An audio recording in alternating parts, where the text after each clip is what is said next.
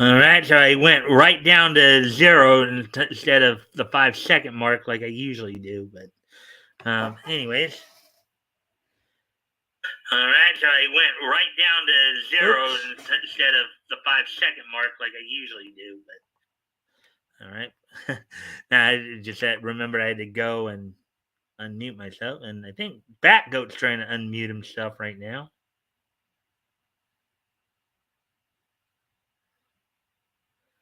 You're still muted, Batgoat.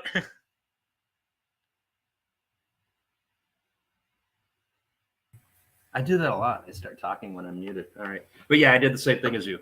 Hey, Woody, good to see you. And since it is Friday night, I need to give a sup, bro daddies. I'll be in the kitchen fixing my drink here, Mike. All right. So we got 3 of us in here. And Batgoat, when you come back, if you can also like and share the stream. Or absolutely like the stream, because I know you just told me you can't share it because you don't have anything Correct. to I do share need to go back and like it. All right. So anyways, iced coffee. Of course, everybody, I do welcome any and all likes and shares. That does help with the algorithm and also help see if we can get some more friendly people in here. Anyways. Hey, Woody, what do you think of Minnesota when the sun shines in, huh? I've been complaining about how cold and nasty it is. And video. 3 days of wonderful weather here. Video lag. I hope it's not that bad, RJ. No, I think he was joking about how you and I kind of messed up. We were behind on our YouTube. Well, it's good to see you here right at the beginning, RJ. I know you're usually busy and getting home from what you do, but thank you for being here. And happy Friday to you. Yeah. So we're just.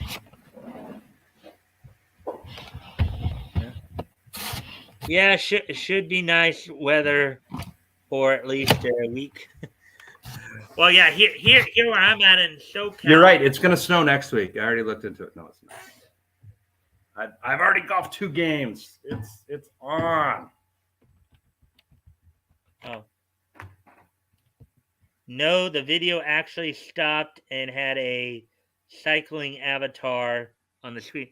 Like one of those things that lives in trees that James Cameron filmed about, and he was riding a motorcycle, or a bicycle, I know what he's talking about. Sometimes what will happen is the screen will go blank, and in the middle there'll be like a little thing circling. That's what he was talking about, but I didn't see it, and I don't see it now. So hopefully everything's okay now. That's good. Mike, real quick, I'm on battery here, so I want everyone to. How should I move? This way. There's can you guys see? Kind of. That's the pond behind me, right across the street. That's Deerfield Pond. Here's a better look at it. All right. So during the summer, this is a wonderful place to live. During the winter, it sucks. Yeah. So I'm happy right now.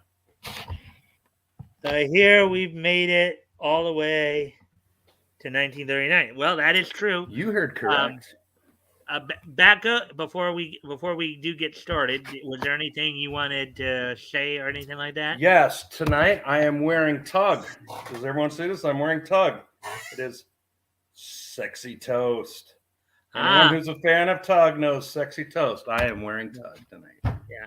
Well, I did, and I did send him, of course, the links and stuff. I did send very him. Cool. You know, right now, he is so busy. He is. Yeah. Well, you know, I didn't send him one last week because he was already streaming, but I figured I'd still give him a try anyways. Sure, but right now, I mean, this is prime. This is everything he's built up for, and I'm so happy. I drop into his streams daily if I can, and try to give him a few bucks because it's just he's on there every day. He's got more viewers following him than Fox News. Now, of course, Rakita has Nick Rakita has 25,000 people watching him every day. That's crazy. Yeah. Well, you just froze for a moment. Your video freezing up too, I imagine. Yep. Yeah. But I'm not. Hello, Chad Middleton. I'm not seeing any icons on my end about that, because you usually. Happy Friday, Chad. Yeah. Hey, Chad. Usually, if stuff starts to happen, usually there'll usually be like a little signal icon that will show up between the count and the time there. I don't know if you Sure. know what I'm. I just know when you freeze up, and then you tell when you freeze up, you tell me that I'm freezing up, so we see it on the opposite end. Yeah. So hopefully that doesn't get to it. But Oh, good. anyways, anything else you want to announce or anything? You might want to tell for telling me about the extra stuff just so they know.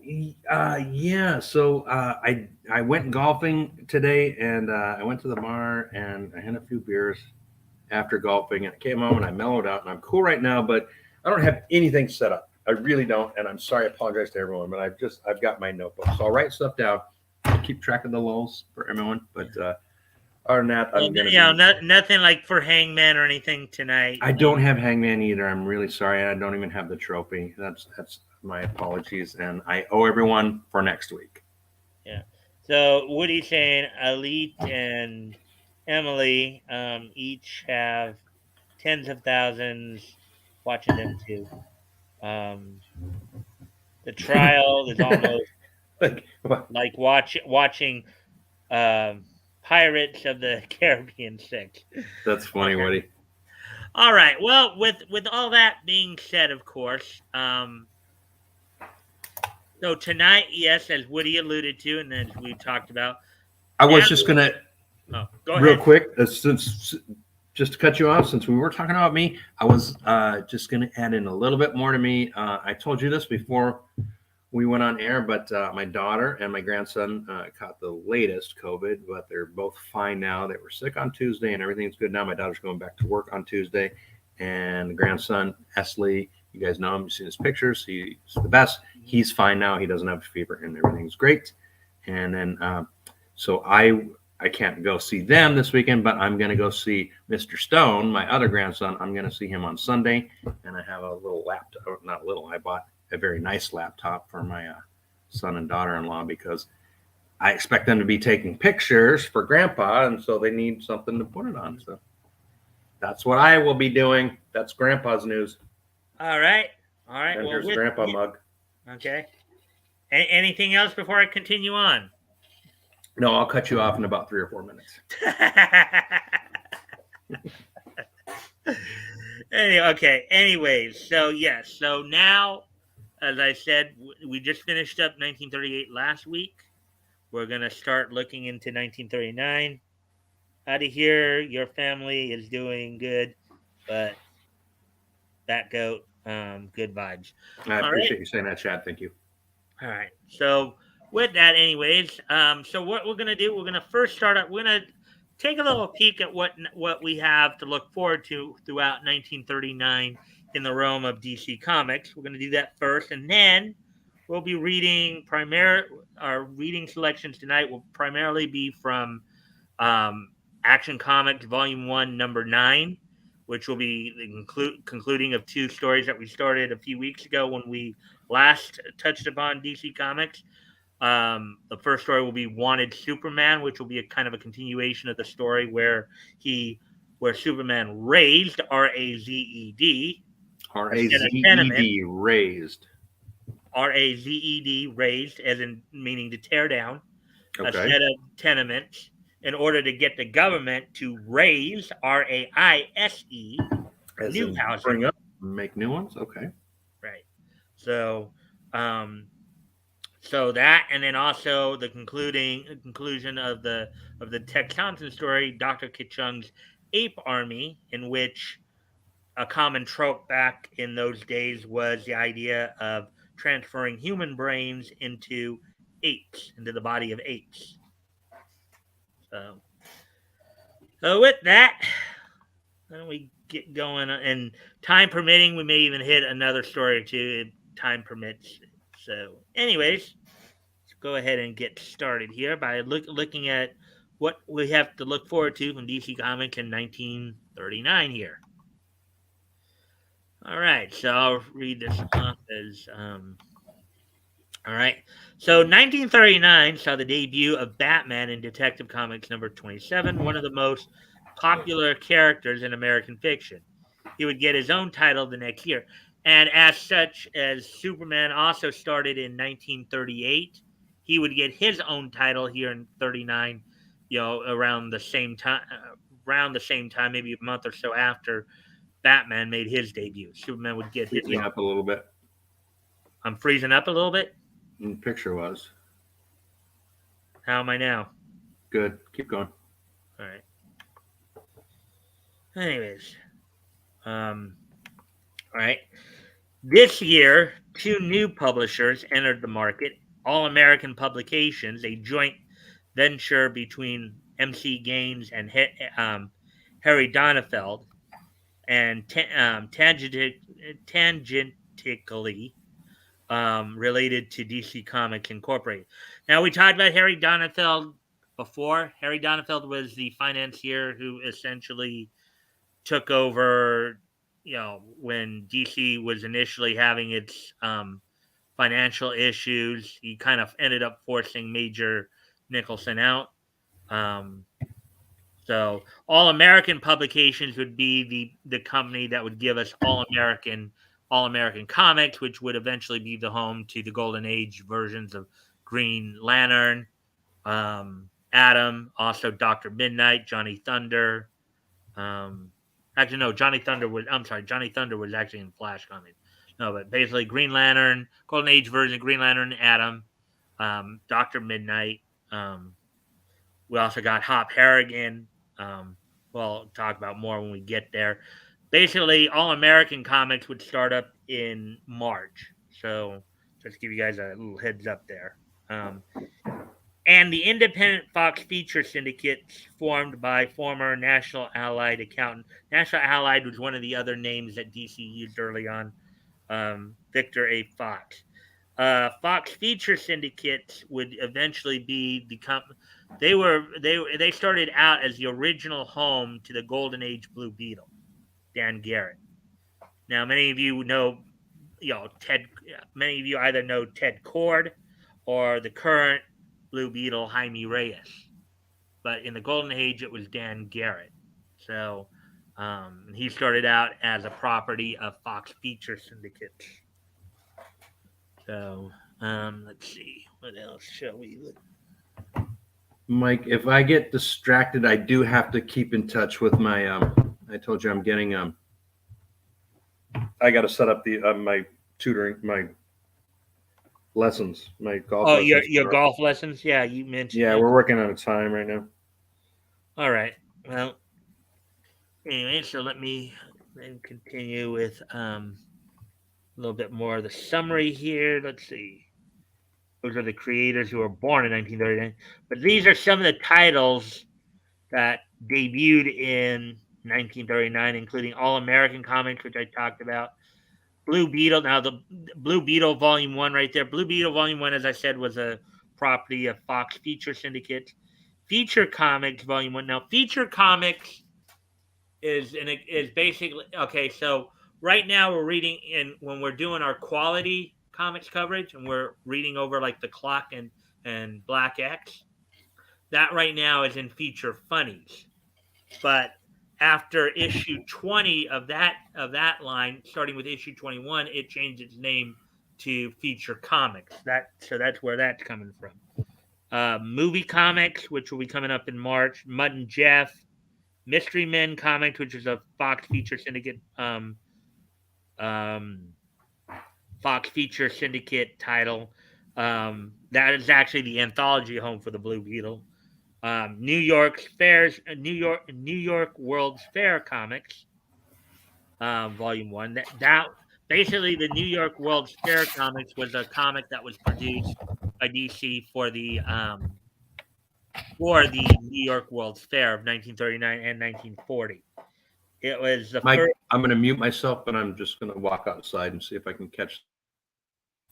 I'm going to catch the last minute of the sunset here. Okay. All right. But anyways, as I continue on here, the New York World's Fair comics is the first example, what I call a super anthology, in which all right, I just unshared that just because I saw the signals there.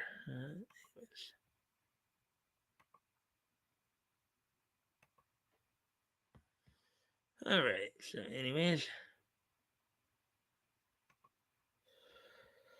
So, as I said, the New York World's Fair Comics was the first example of what I call a super anthology, in which they would take kind of the more the prime time. Well, even though it wasn't as much, it was more of a, you'd have Superman in there, Sandman, but it was kind of setting up for what would later become the super anthologies. Smash Comics Volume 1, which was another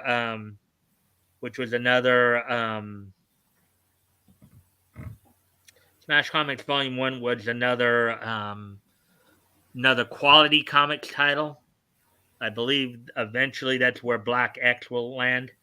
The Superman comic strip, according to this, was coming out around this time, along with Superman Volume 1. Superman, as I told you guys earlier, Superman would be getting his own title in 1939. And then the couple titles that would leave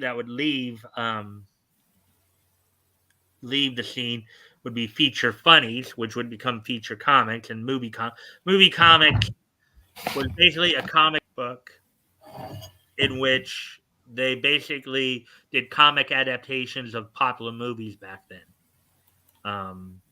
It only lasted for, I think, like 6 issues, but we'll at least read through at least one of those a little bit. So, and then of course these were all the characters that were introduced in 1939: Bruce Wayne, Batman, Wesley Dodds, Sandman, Ultra Humanite, who I was talking to Becca a little bit about earlier. Basically we have a lot of characters there. So, anyways, with all that being said, Did Woody and Chad, did you guys see did you see the sunset over the pond when I walk out? I hope you guys saw. I know you saw it, Mike. You blew it up. That was cool. But yeah. So anyways, with that now that we've done a lot of that preview work, why don't we go ahead and of course get to what everybody really wants to see, is the comics themselves, the examples of the comics themselves.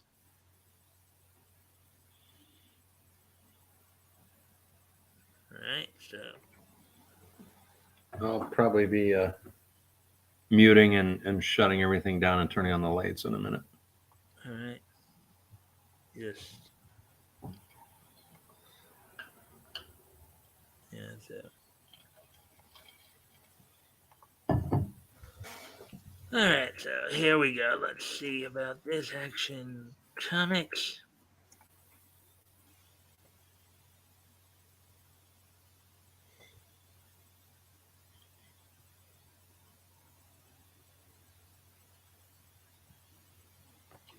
And here's that. And then we have to just go all the way down, because remember, there were over 900 issues of this particular volume of Action Comics. Wow. Well, remember, it ran from 1938 all the way up to 2011, Batgoat. Oh, gosh. Okay. And in 1988, they even had a weekly series.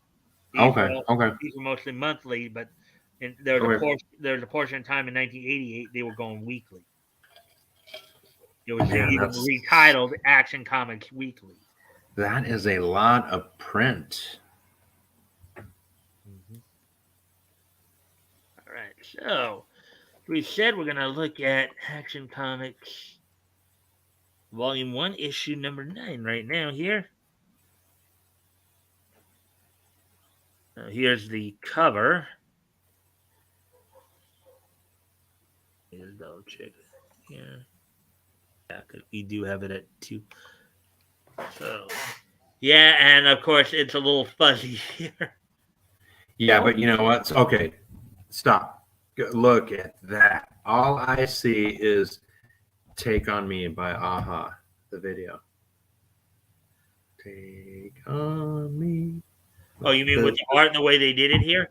Yeah, the 1930s guys were like coming out. It was live action, but they kind of like the He-Man, like what do you call that? Stereoscope or rotoscope, right? So it was like that, but it was a black and white comic strip, and it was all 30s cars, and they went chasing after the good guys with wrenches. Yeah, of course. Am I too old? This is a cover date of. Well, no, I remember that video too. But, Okay. All right. Good. That came out, I think, in what was it, 82, 84, somewhere around there. Yeah, somewhere like that. Yeah. So, cover date was February 1939. Of course, it went on sale in January 39. So, 64 pages of thrills. This issue, another thrilling adventure of Superman. And I guess, okay, this is a slightly better looking. Oh, it looks way better there. Yeah. Sport data. So, that's.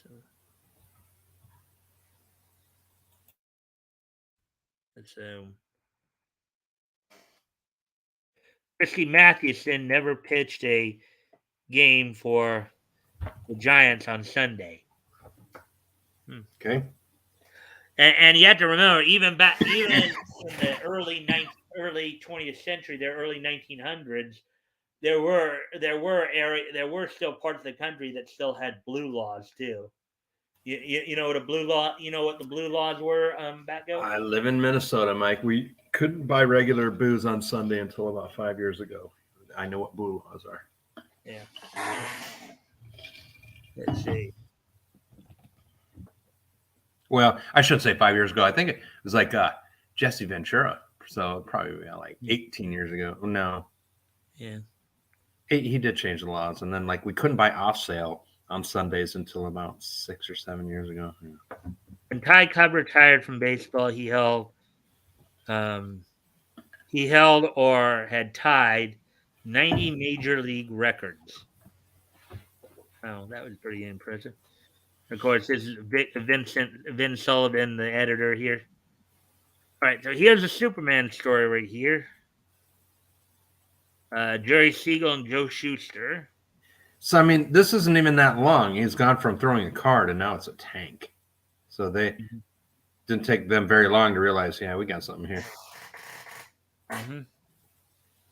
Oh, man, this print is okay. RJ says his town still doesn't sell beer on Sunday. So blue laws are still alive and well in a lot of parts of this country. It's crazy.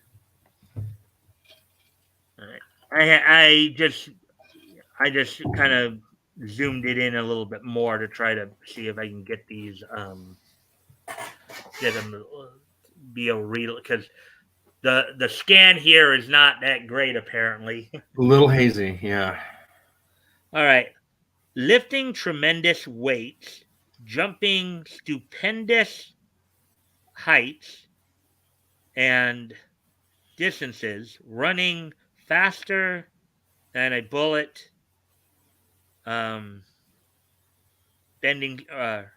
rending steel with his bare hands. And yes, it does say rending, not bending. These are the astonishing physical attributes which aid Superman, a savior of the helpless and oppressed, in his never-ending war on injustice. Yeah, this print. Can you zoom in a little more? I can try. I was just about to try that.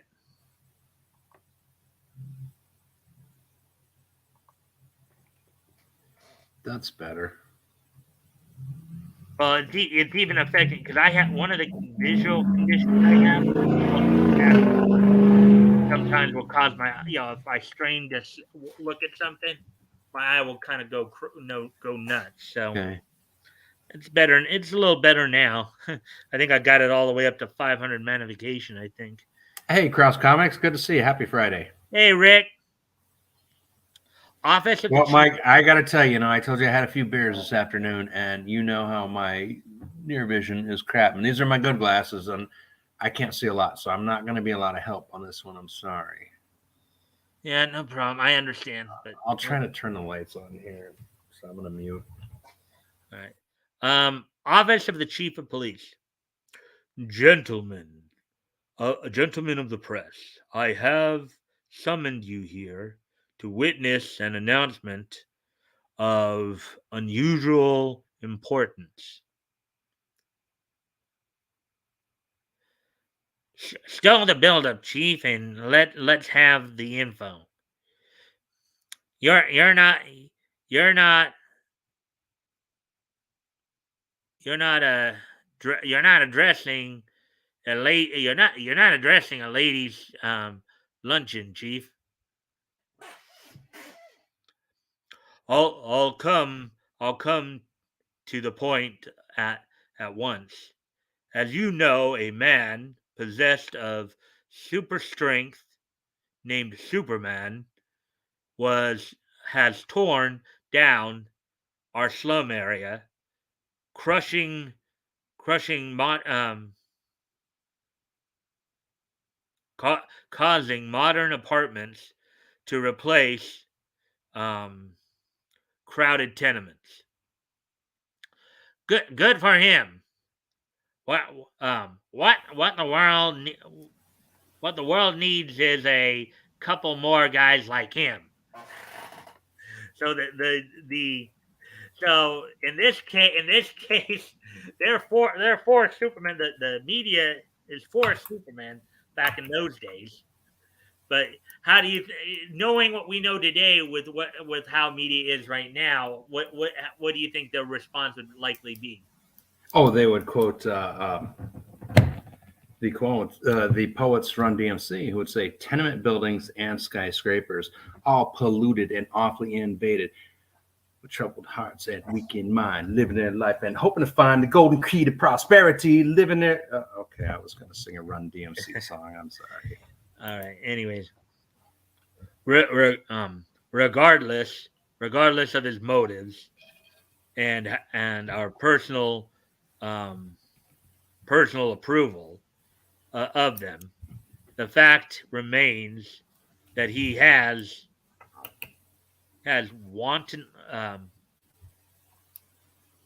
wantonly destroyed public property and must pay the full penalty to the law, just like any other transgressor. And you're going to catch Superman. No, Chief. You're getting funnier every day.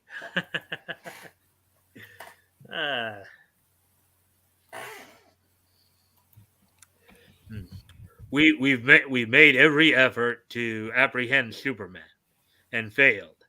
And so now, as a last resort, I've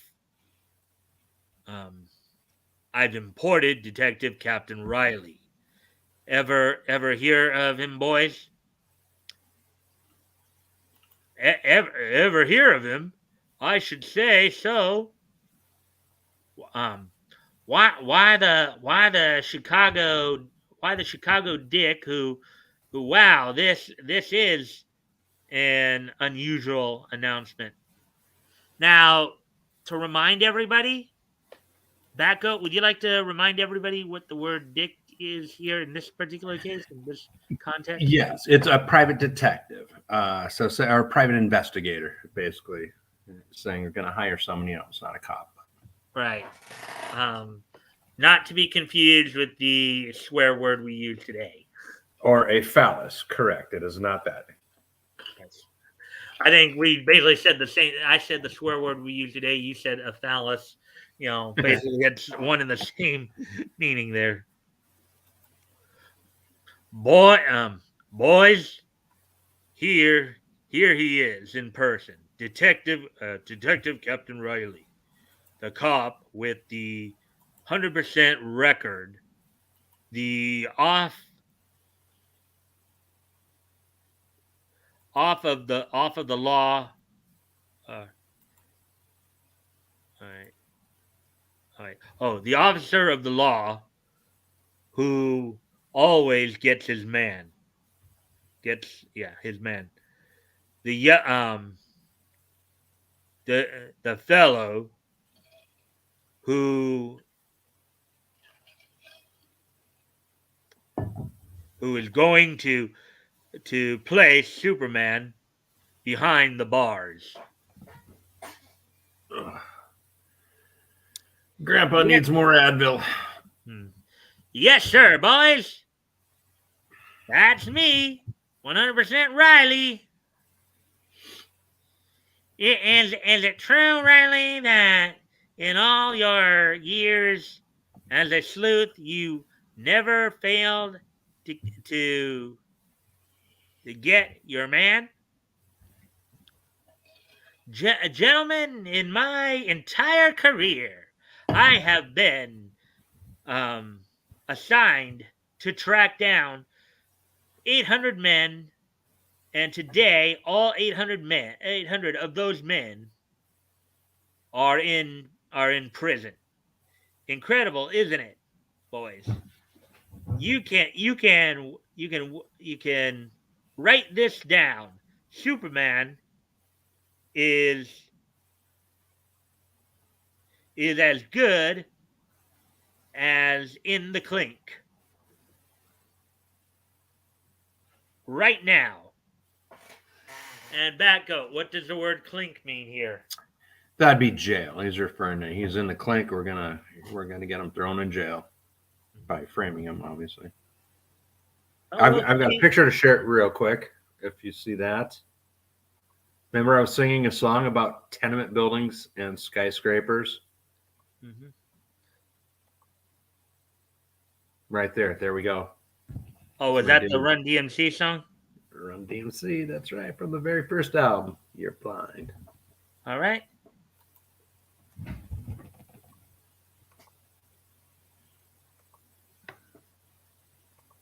Thank you for sharing that.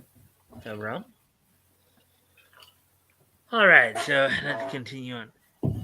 Clark Kent, a scribe for the Daily Star, so they're back to having him at the Daily Star. Daily Star now, okay. What was it before? Well, okay, so they started him out at the Daily Star, then briefly went to the Daily Planet, then went back to the Daily Star, and eventually settled on the Daily Planet. Is Jimmy Olsen still the blonde little German Hausfrau Helmut that likes to dance in his tight little he might knickers? be, but again, at this point, Jimmy Olsen isn't really considered. I think I might be inferring that the first Jimmy Olsen is a little bit of a twink. Well, I don't know. I don't think they would not have been portraying those in. What it looked like to me. Yeah, but they did all but call him Helmut. He was wearing lederhosen and he had a butt crack. Oh, it was awful, Mike. It was uncomfortable. Anyways, he was a little office toy to throw around, and he didn't have a name. Yeah, he didn't have it. Well, I don't think they name him until issue 10, which is the next issue after this. But no, they called him Office Candy. I mean, Office Boy. What did they call him? Office Boy. Sure. Anyways, Daily Star whispers to another reporter.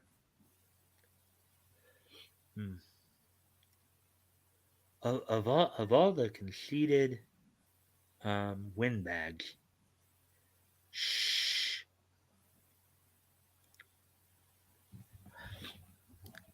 I heard you. I heard you. Conceited, huh? Why you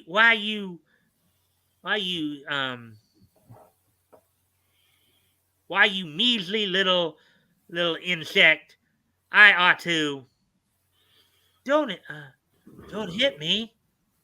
I was just joking.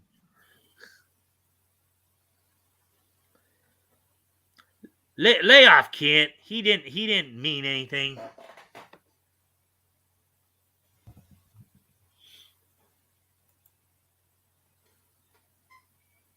So you think I'm a windbag, huh? Well, I'll show you. I'll have Superman captured within 2 days. What do you say to that?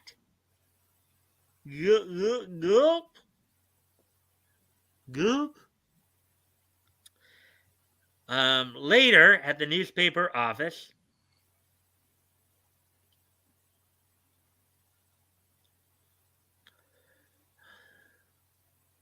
let's see. Clark got his story all right, but he almost got a poke in the jaw. In addition, you should have seen seen his face, Lois. It went white. Um, let's see.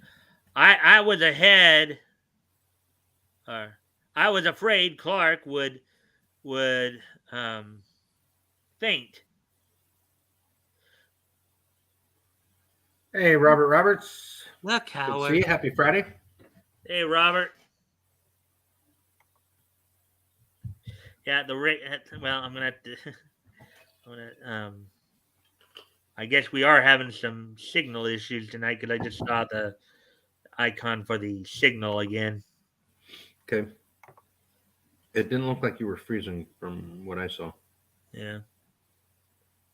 Well, It actually left again just before I like one of the things I have found is if I stop the share screen for a moment, it will, and it's back again. I don't know if you see it or not, Batgoat. I see it here with the. I don't see, but I don't have the. You've got the control panel or the dashboard. I don't see that. Yeah, just gonna turn it off for a moment here.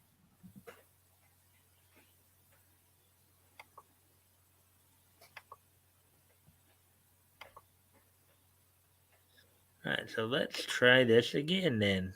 Hopefully I don't. All right, now it should be fine, hopefully. All right, moving on. Yeah, it's better. Even the share screen is more clear. All right. Shortly later,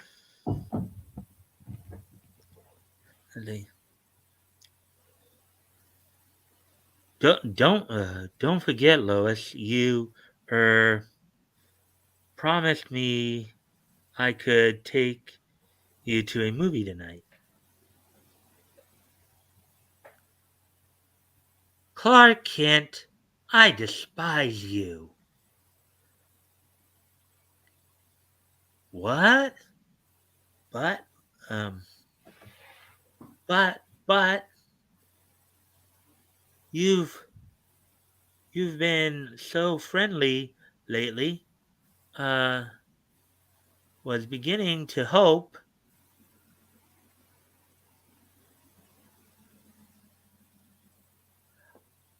I absolutely loathe you.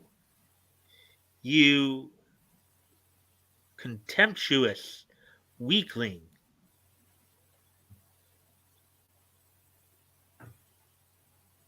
Don't you dare even to talk to me anymore. Sounds a lot different from the chick that roofied him a few weeks back. Well, she always, in the early days here, the thing was, long before she learned who Clark was, that from being married to him as Superman, you know, she loved Superman, but despised Clark, not knowing that they were one and the same. And obviously, Clark is acting this way to keep people from figuring out that he's Superman.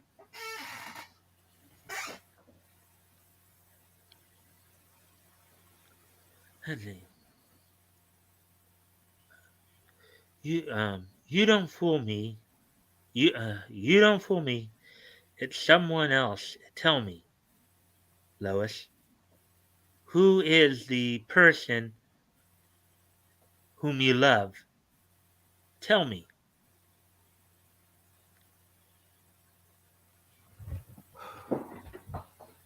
Don't be silly. Why?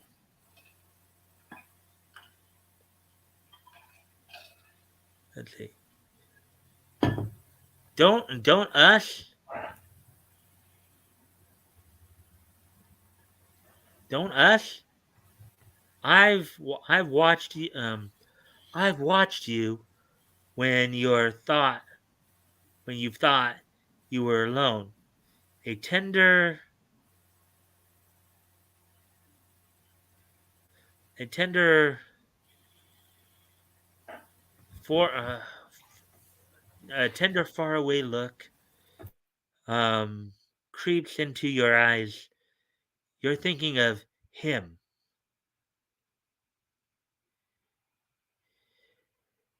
Peeping and snooping, huh? I might have expected it of you. Yes, there is someone. Who? He's grand. He's glorious. He's terrific. He's everything you're not. Brave, bold, handsome, superb. Who is he? Superman. Right there, he should have said, "I will never get with this woman here." Lowly as slowly as though stunned, Clark releases Lois. Superman? Yes. Now go away and don't bother me. Um, Dazed, bewildered, um, crumbed, Kent walks slowly off. In her thoughts here. Maybe I was too harsh with him, but I can't help it. He sickens me. She's not a good person. She's not I the don't same. like. She's not necessarily the same Lois we would see later, but Yeah, no. She, she's evil. She sucks. he turns into an empty office. Lois in love with Superman? But once the door is shut behind him. Another thing of note too to just kind of remind everybody too here. Some sources say that many of these early stories of Superman happened on a separate Earth 2, aside from the Earth 2 that would eventually become the mainstream Earth. There are some say that stories that happened on here that where you had Daily Star and you had George Taylor as the editor here. These were on an Earth 2A, like as an Earth 2 alternative, not like the main Earth 2 that we would come to know later as part of the Golden Age. I find that highly unlikely that Siegel and Schuster or people of the time in 1939 were thinking this way. I think it was just a continuity or inconsistency thing that they didn't. Some continuity back. A lot of this. Correct. Yeah, I think that. that's people reaching, in my opinion. But I mean, what do I know? As I said, as I was saying, according to certain sources, I didn't say that according to certain sources, that's what some people believe. So Okay. So they're flat earthers. yeah. Anyways, but once the door shuts behind him,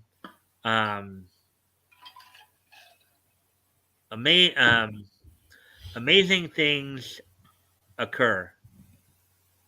His woeful expression disappears. He clutches his sides and doubles. Then um, then and shrieks with laughter. Another moment, and I couldn't have Another moment, and I couldn't have suppressed it any longer.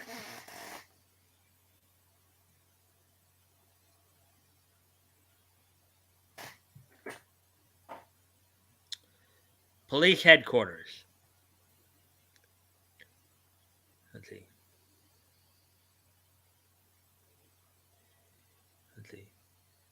You've been sitting at my desk for the last 3 hours, smoking up my cigars.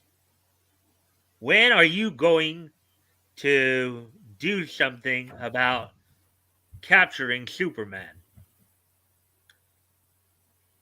Patience, sir. I'm thinking. Thinking?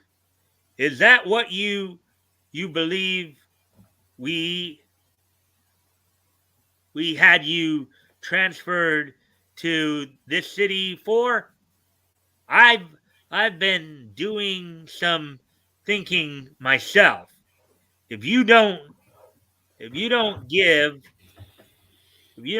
out with some action right away, action?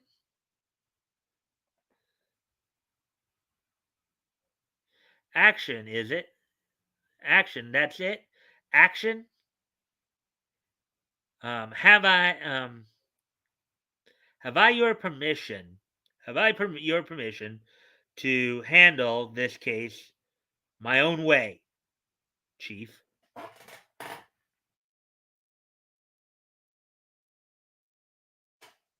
Certainly, but for heaven's sake, get started, or hello, operator. I want action. Connect me with the editor of every newspaper in town. Ah, you've got an idea. You bet. Just listen.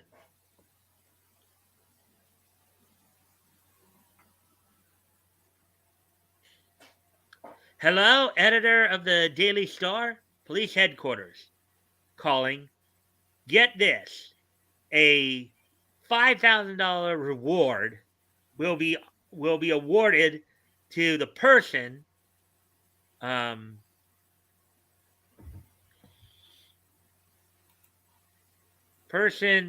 causing the capture and arrest of Superman.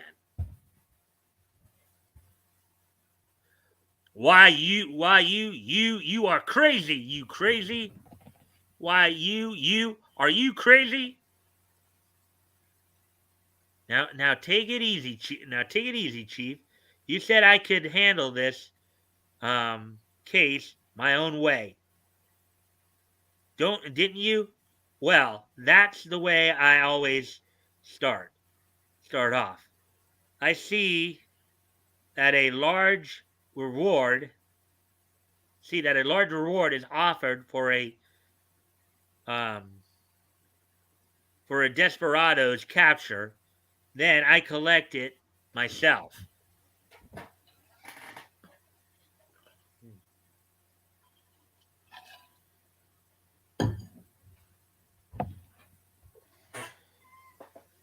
$5,000 reward would be equivalent to $103,000 right now.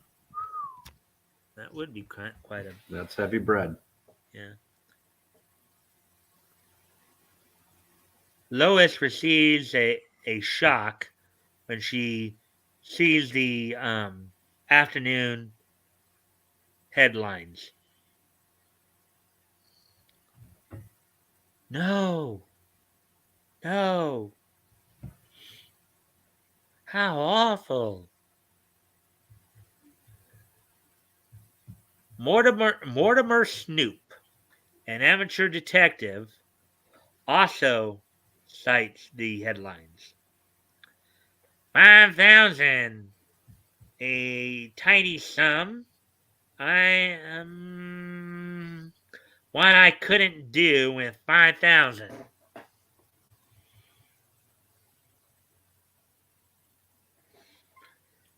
At that instant, I don't want to that instant. I don't want to live. If I could only die. Doctor, what's wrong? It's Saunders, mental patient. It's Saunders, mental patient. He clubbed me, and crawled through that window. We've got to stop him before he kills himself.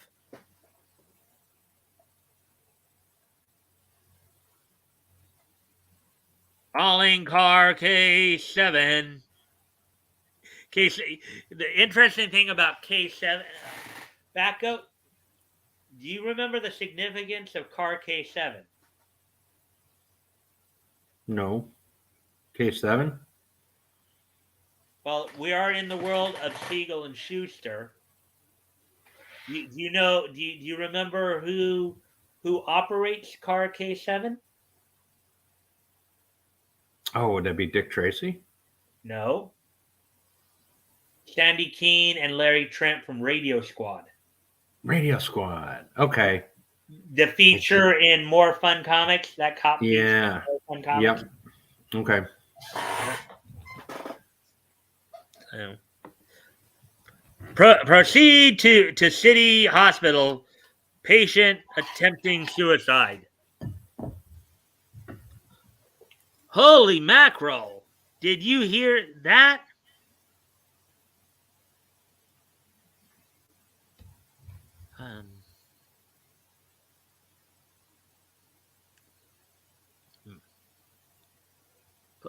Please, boss.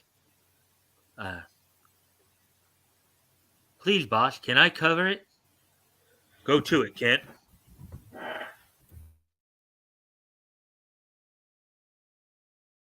Get him. Can't. He's out. Can't. He's out of reach. Within an alley. Within an alley, a short distance off, Clark Kent strips off his outer garments and stands revealed in the Superman costume.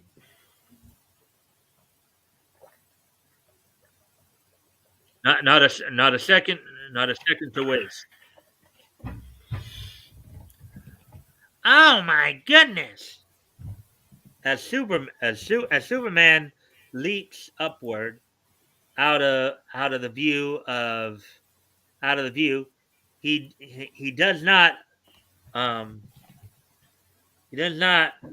realize that Mortimer Snoop has been an accidental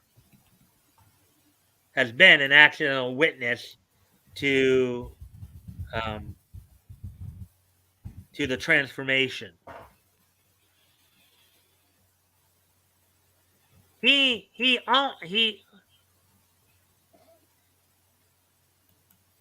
jumped out of sight. My lord, it must have been Superman. $5,000. A telephone. I've got to find a telephone.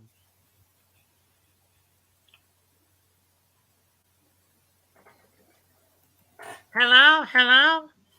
For gosh sakes! I mean, is this Detective Captain Riley? About that $5,000, do I get it if I tell you where you can capture Superman? You know where Superman is? Speak up, man. Where are you? Never mind about the reward. We'll settle that later. I'll be right down. So maybe Captain Riley isn't quite as scrupulous either, huh? Could be. Basically, I think he's fine. Well, he had already stated he was going to collect the reward anyways, but it would appear he did. It appears he's going to even go as far as to try to basically screw the other guy out of the reward, huh? Screw the other detective out of the reward. Well, of course. So bad day's work. I was looking up Mortimer Snurd because Mortimer Snoop. I'm like, why does that sound familiar? I typed in Mortimer Snurd. That was a Edgar Bergen ventriloquist dummy from around that time. So Well, Mortimer Snoop is who this character is, I believe. yeah, but remember I told you before about Charlie McCarthy, Edgar Bergen. Oh yeah, Charlie when McCarthy we is very looked, when famous. we saw that article on him, that's right. Yeah, and so this is one of his other. It's one of the other. Or Charlie McCarthy was his most famous one, but Mortimer Snurd was one of his other characters. And since he was famous at this time, vaudeville had started him. I think that it was a shout out to, or just, I mean, they're just changing the name slightly on a vaudeville ventriloquist dummy. I could be wrong on that, but that's what I think it is. Why, Captain Riley? What's your hurry? Wouldn't you hurry, too, babe, if you had a date with $5,000? I like how he said that. Wouldn't you hurry too if you had a date with $5,000? That's a lot of money. Yeah. Later, you Mortimer Snoop, who phoned me, who phoned me.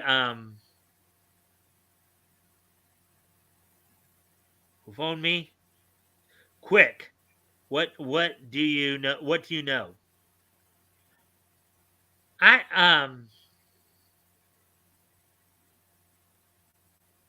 I saw Superman.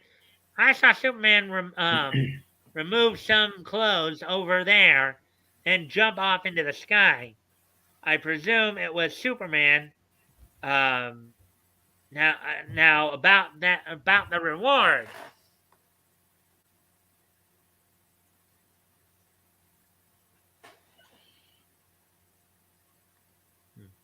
No identification means no identification marks on these garments. All I can do is wait and hope he returns for them. If he does, I'll nab him. You'll nab him, but I saw him. I saw him first, sir. And you saying you and you trying to gyp me out of the reward money? What did I tell you? Did I not get that, Batgoat? You said it. Yep. Yep. And would you like to let everybody know what gyp means? Gyp, like gyp off or rip off. Right. Try to cheat, basically. Correct. And in parentheses here, which I'm guessing means in his thoughts, if this nut thinks he's going to get a cut out of my $5,000, he's got another thing coming. Why don't you run along, bud? There's liable to be some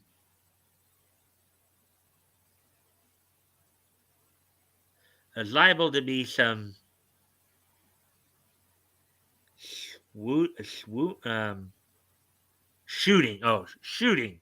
Liable to be some shooting when Superman shows up. I'll remain if you don't mind. And in the parentheses, if he thinks he's going to bilk me out of my reward money, he's very much mistaken. So we've seen two synonyms here for the word cheat: gyp and bilk. Correct. So there's a couple of synonyms for you guys. Synonyms means words that have the same meaning as another word. So you got cheat, gyp, and bilk. Bilk. Yep.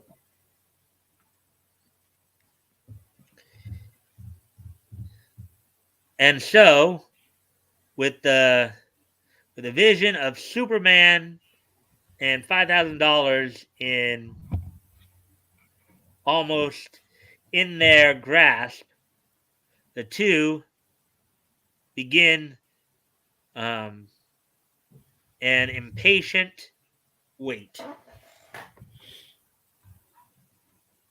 Doing my best, but of course the copy of this scan is not as good as we've seen others before.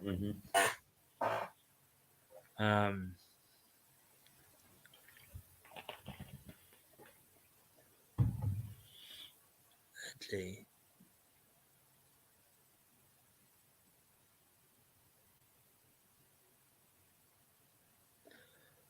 For minutes, the lunatic has remained poised on the ledge, undecided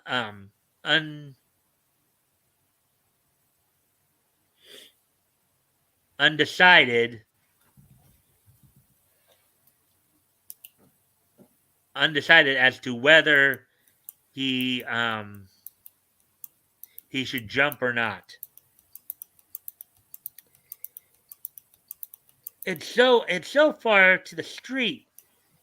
It might hurt me, but then it'll be over in a minute. Jump, you wimp. You're the one who stepped out there in the first place. Go. Let's see. Finally, he jumps. Yeah! Finally. Woo! Take a header, dude. Yeah. From atop another building,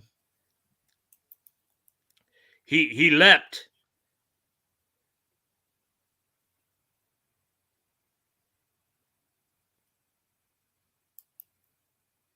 He leapt. Can I make it?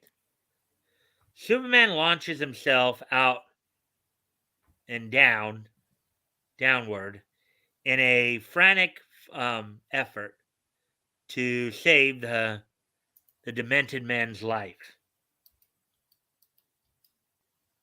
Fingers almost touching.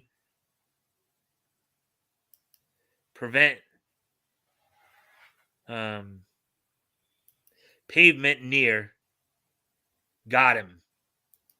He's lucky he's not just a hardworking Joe in a clock comic, who's a window washer, because then he would take a header right on the pavement and no one would care.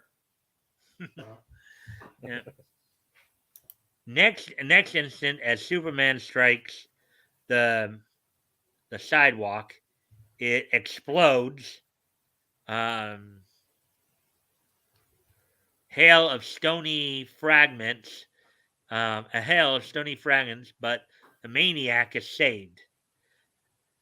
So they've used a few synonyms for mental patient here: mental patient, maniac. They've called him maniac quite a few times. So that's. Well, there was state hospitals. North Dakota had its state hospital up until 1986. So this country has never been real progressive and real understanding when it comes to mental illness. Mm-hmm. Well, I know a lot of people are talking about it nowadays. Yeah. You do see a lot of people talking about it now. That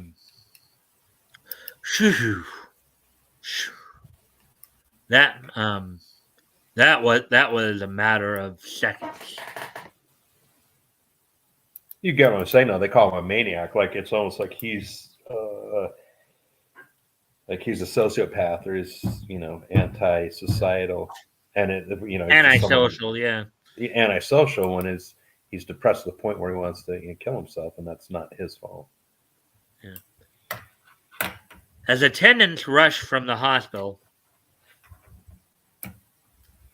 here, take him.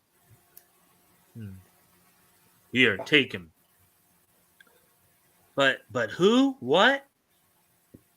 Before they can stammer questions, Superman springs away. Now to pick up my clothes. and write the news article. All right, so he's headed back to the alley.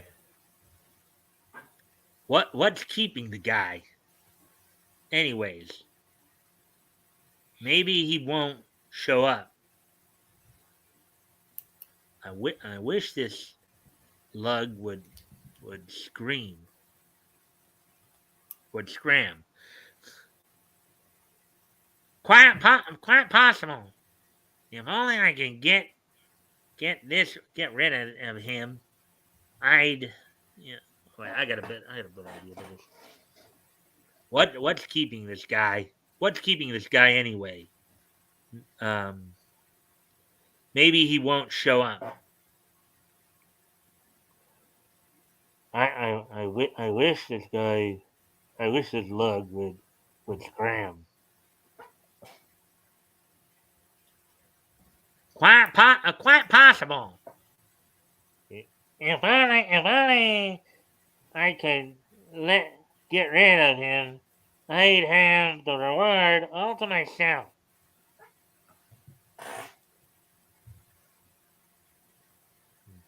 Uh-oh. What's this?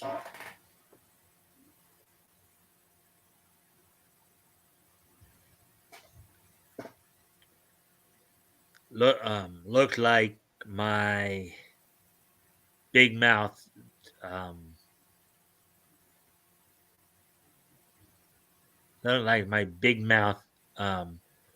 persecutor detective Captain Riley.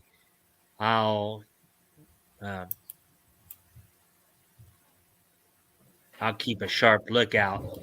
This may prove entertaining.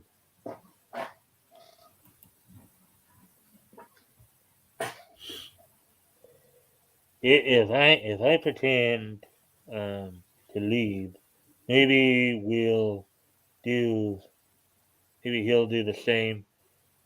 I can sneak back later and capture Superman myself.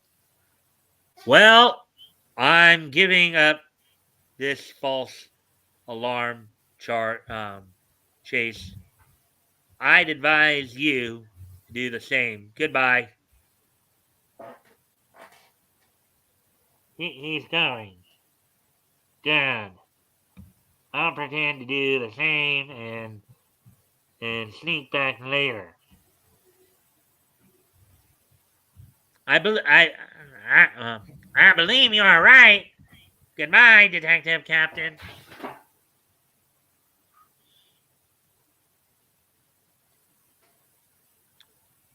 He's leaving, all right.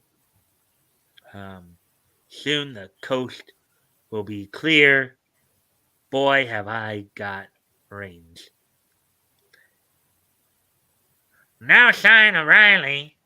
Now to sneak back.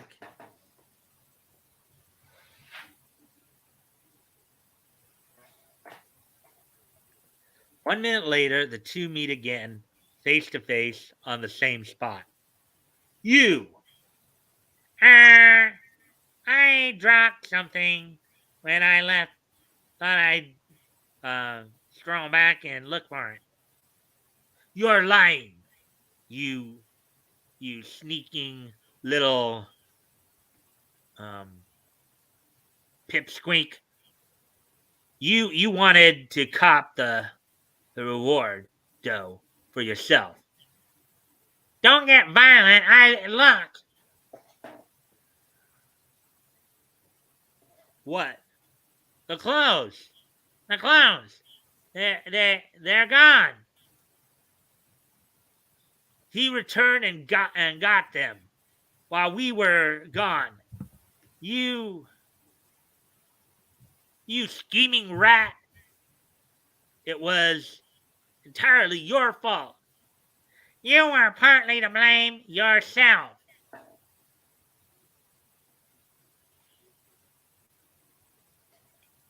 Above them,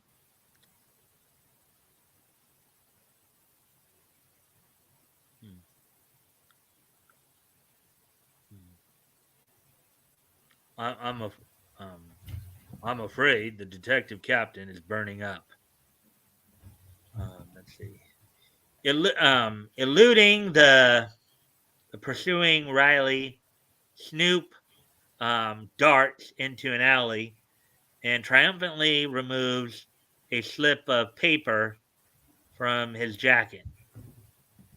Little does Riley suspect, but I extracted that from a pocket of the suit before it disappeared. A memorandum. Most people today would say memo. Memo. Yeah, Yeah. correct. Memorandum is the long form of the word memo. Yes.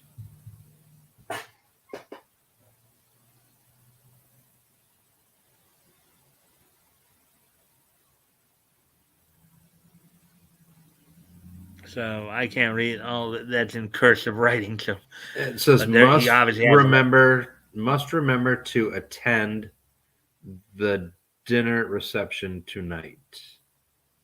My mom always wrote cursive, and I had to force myself to read cursive when I was younger. yeah.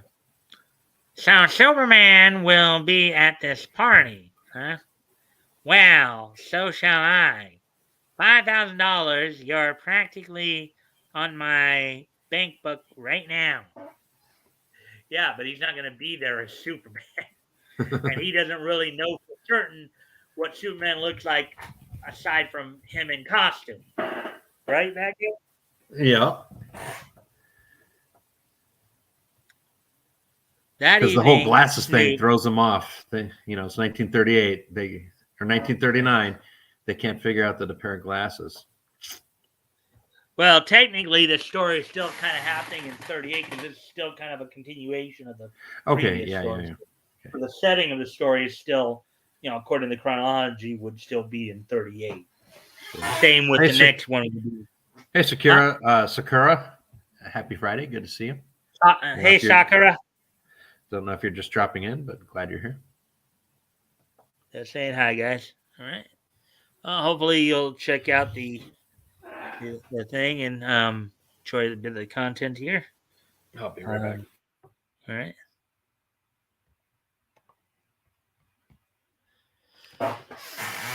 Let's see. That evening, Snoop presents himself at the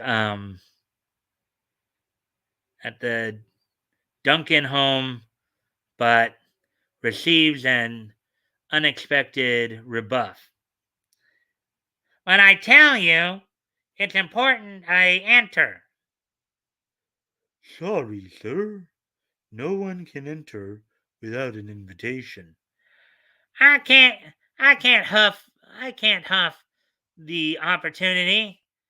I've got to do something. Wait, I've got it.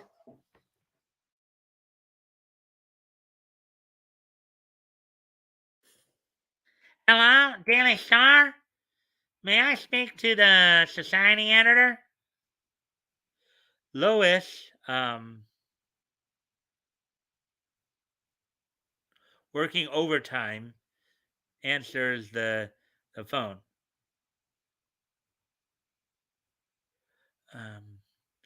She isn't in.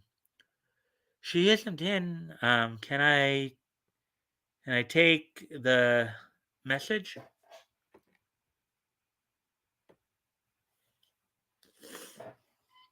I want to get into the Duncan residence to make an announcement.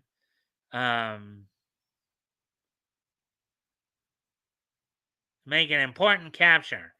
I definitely know that Superman will be there.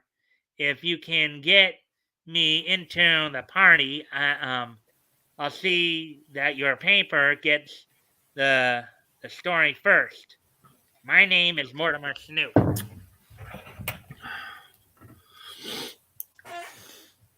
Hey, Woody, so you're back? That's cool.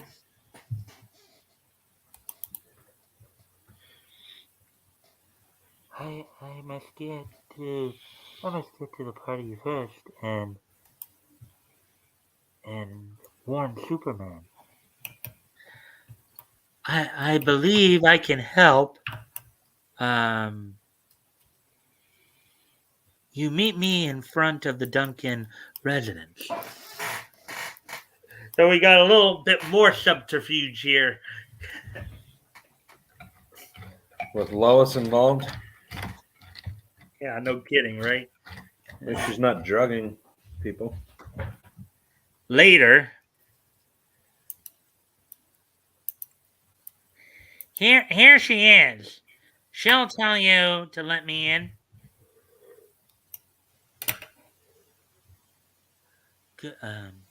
Good evening. Good evening, Miss Ledger.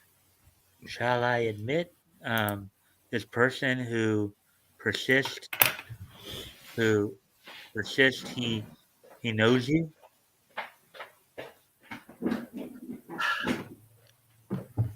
I, I don't know him, and I don't care to.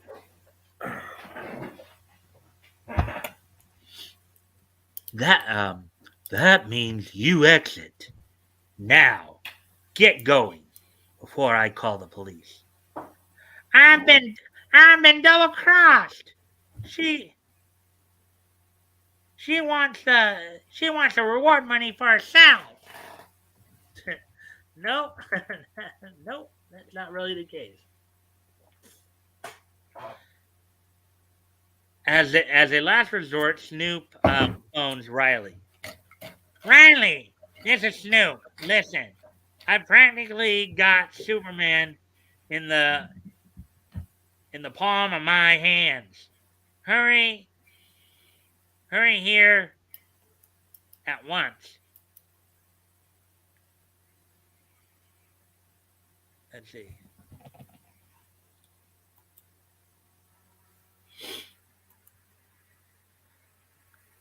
I canceled an important engagement for this. If it's a bum steer, I'll get us into that Duncan home, and we've got him.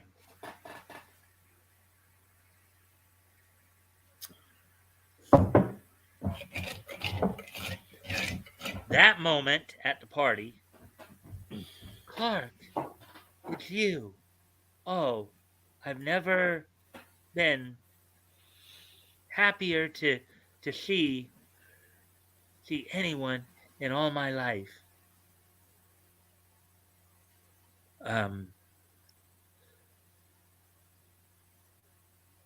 But this afternoon, Clark, someone has learned Superman is to be here tonight. You've got to help me and find and warn him.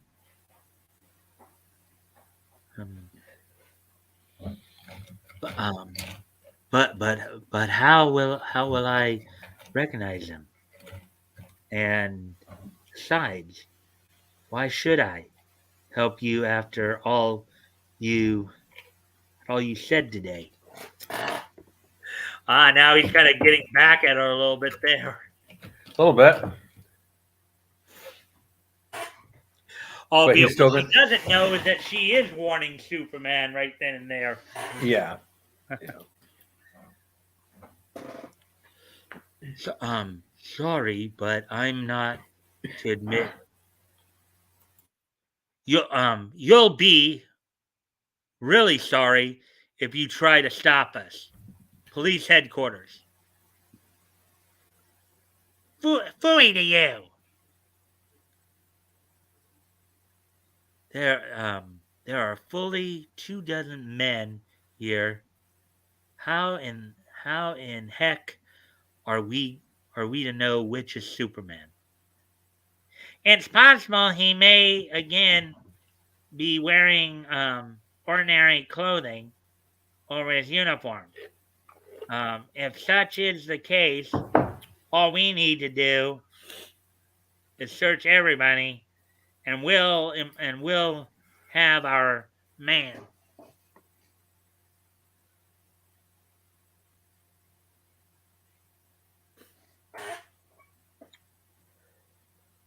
too late. That horrid little man is here with a policeman. Why didn't you help me while we had time?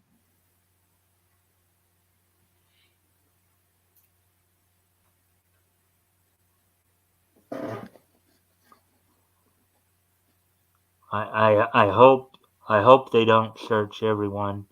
I'm still wearing my uniform under these clothes.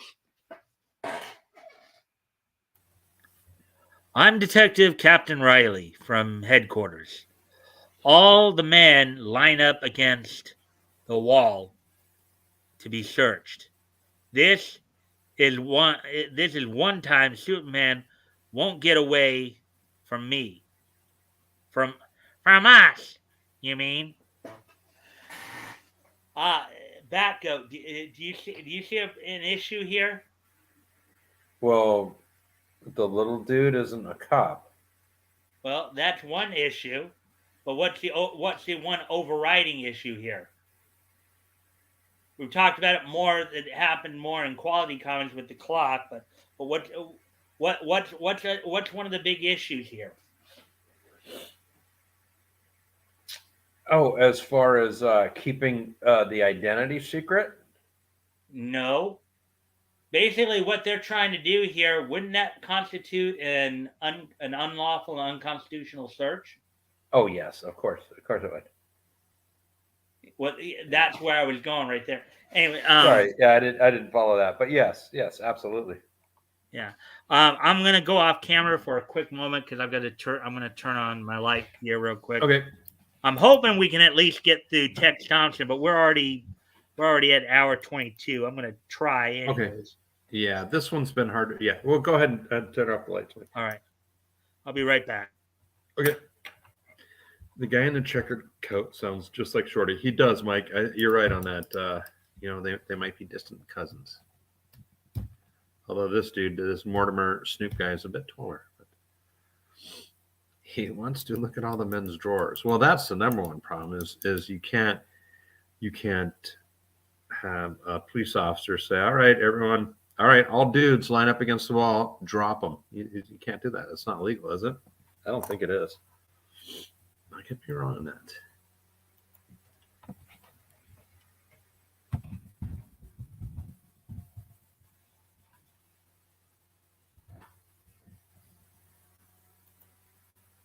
But then again, what do I know? I was just a Bamblance driver. I don't know nothing about nothing, as my son, the cop, likes to tell me.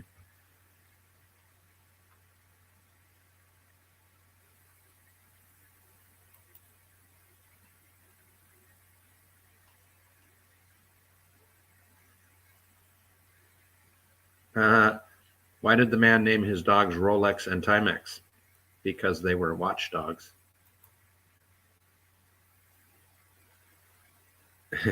Superman was sloppy leaving his clothes on the streets, sheltering. Yeah, that is true, Chad. He just dropped them right in the alley. Didn't even stick them into a trash bin or nothing. I'd call that very sloppy.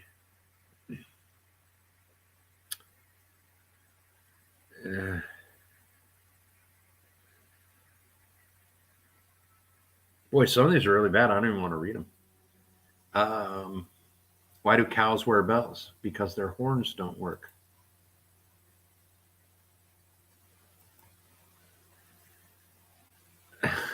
What do you call a lazy kangaroo? A pouch potato. Why is grass so dangerous? Because it's full of blades.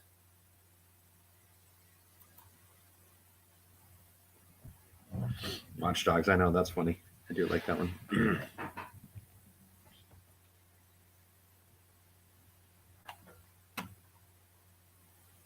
Mike is still away, so I guess we'll finish up with the ham sandwich. Walks into a bar and orders a beer. The bartender says, sorry, we don't serve food here.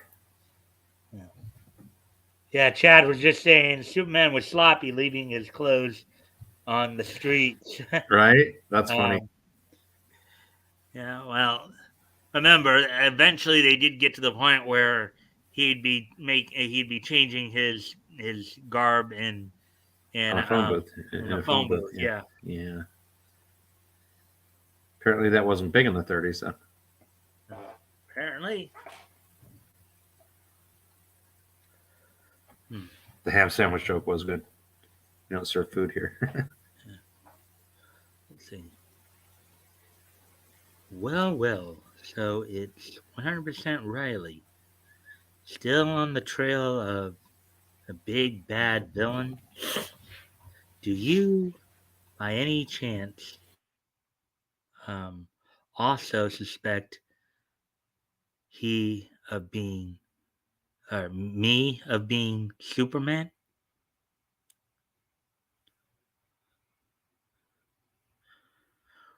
Who knows? Maybe you are. Get back in line. I ain't taking any chances. Keep your eyes open, fella, and you'll see Detective Captain Riley make the greatest arrest of his brilliant career. Huh, okay. I'll say that.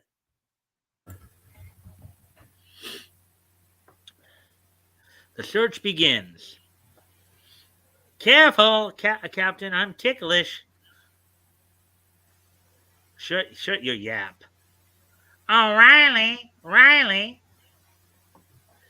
I heard you say something earlier, too, about how he's doing Snoop as Shorty. Yeah, that's what so what he pointed out.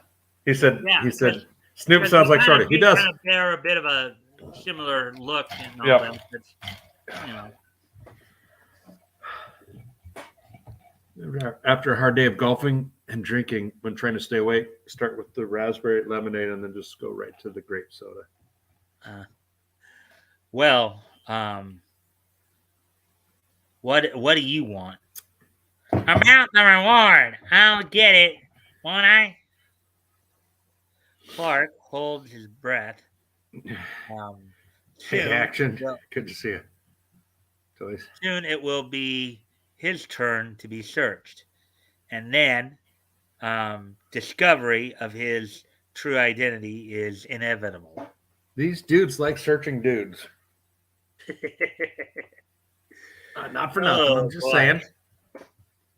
Huh? I get a little geeked up when I'm on the grape soda. Hey, Action. And I do thank everybody for the likes and shares tonight. That is very appreciated. So we can have a nice crowd here tonight. Beat it, you insect. You bother me. Get this straight.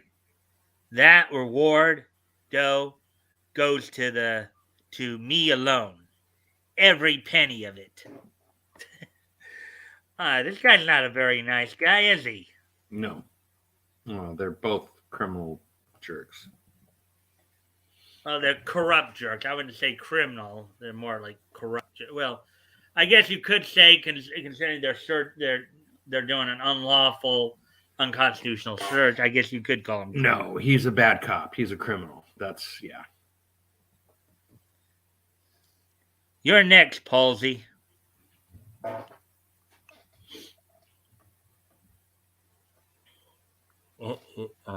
If I only had an opportunity to do something without giving away my secret, but the truth will be out now in a matter of moments. Don't cross me, will he? I'll show him. If I don't get that reward money, no one will. Infuriated at Riley's attitude, Snoop reaches for the light switch.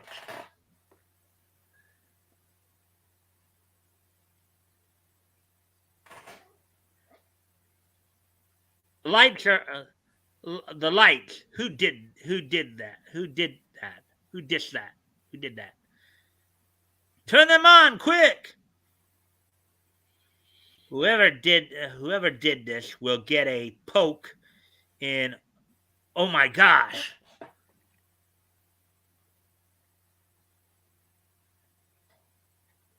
Standing in the center of the room, the object of the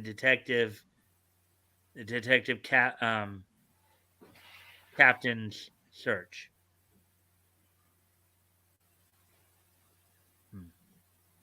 Looking for me, Riley? Superman. Let's see. Simultaneously, Riley and Snoop leap for their prey. Got you at last. He's mine.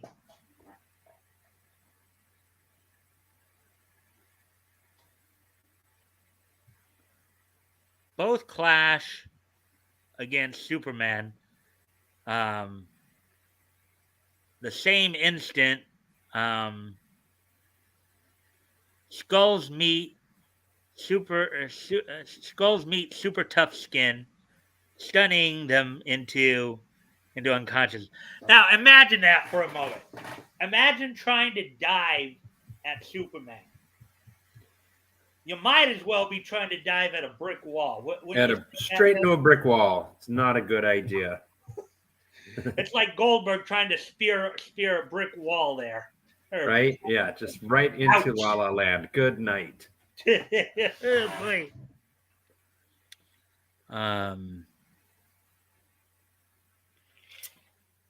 Oh, look! It looked like he even grabs him. Maybe it grabs him. I think he even grabs him there by the shirt collar or something. Either that, or he's just sitting there like, "You silly bastards! I'm Superman. You have no effect on me." With his arms like that, like, ha ha. Yeah. Well, because I'm basing it on what he says here. You're mistaken, boys. I've got you. Yeah. Okay. Seizing the discarded garments, Superman springs through a nearby window. Lois rushes to look after him. Now, in this case, okay, so most of the time today, when you say look after somebody, usually means to take care of them. But in this case, I think it means something slightly like look after him, like after he's gone, she's looking for him, basically. I think that's what the phrasing is meaning here. Correct. Yeah. So just again, a little differences in how word usage applies then and now. So he was colossal, but I didn't even have an opportunity. But I didn't even have the opportunity to speak to him. Shucks. Wow. Skank. Next morning headlines. 99% Riley leaves town in hurry, attempt to capture Superman, a failure. Don't miss it. So I guess this is kind of the end of that, so anyway, so let's see, where are we at now? Hour 33. I really do may run a little Batgoat, if you don't mind sticking around. It might run a little long because I do want to try to, because it is the second part to a story, including part to another story, the Tex Thompson story. So here's Scoop Scanlon right here, one of the other. There's Pep Morgan, the kind of Jim Thorpe of DC Comics, basically.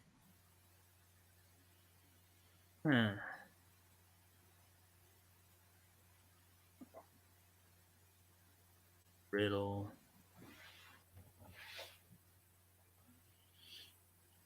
Polo. Marco Polo, fish out of water. Frozen Hazard, the tech story here. Oh, wait, actually, it was. Yeah, there we go. There's Tex Thompson. Yep. What has gone on before? Imprisoned by Dr. Kichung, who has discovered how to transfer the brain from a human into that of an ape, and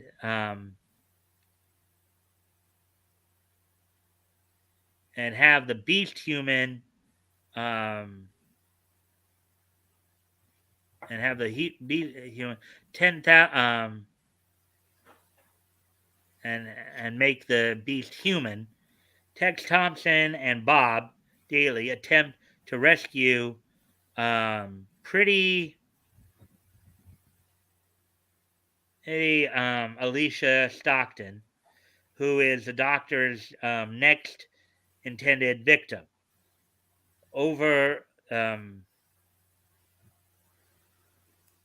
Overpowering their ape guard, they secure a boat and head for the opposite shore. There you see it over there on the next panel there. Mm-hmm. Woody remembers the story. He typed apes right away. He remembers the ape army. Mm-hmm.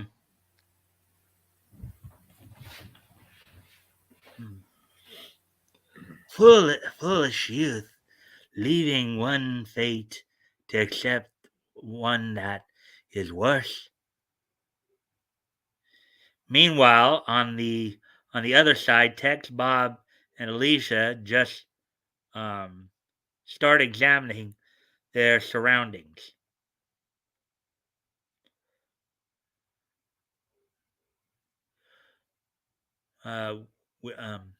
We might as well look over these grounds.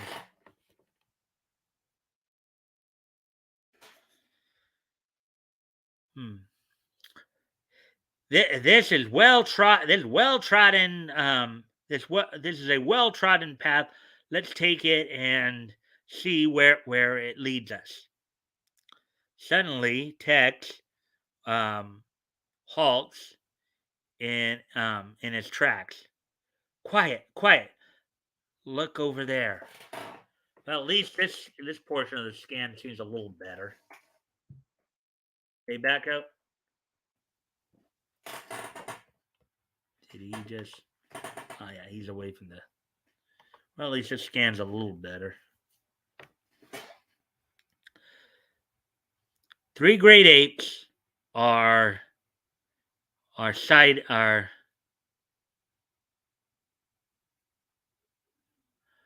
sighted in the distance. There's no point in our standing on this side and staying on this side. There's no telling how many of those beasts are on this inland.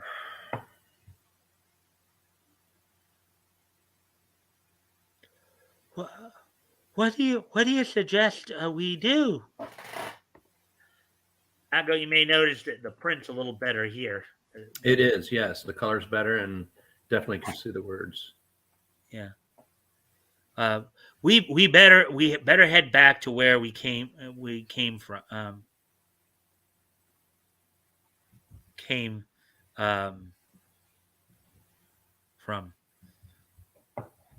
Let's hope nothing has happened to the boat.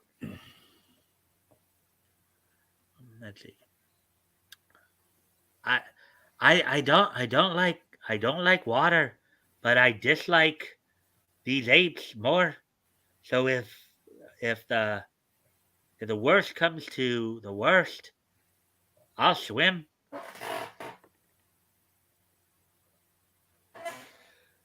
You won't have to. The boat is still here.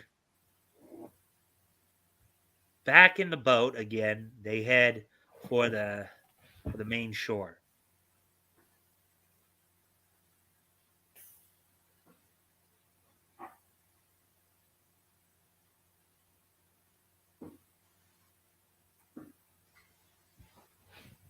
Let's see. Kind of hard to make out that first word there. Take it easy, Bob. There's no need to advertise our presence.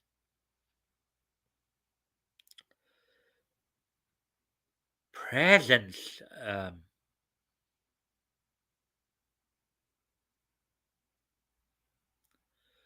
Presence of guest. Presence of guest already known. In fact, expected. All right, we're here. I would no no need for excitement. Let us return to house.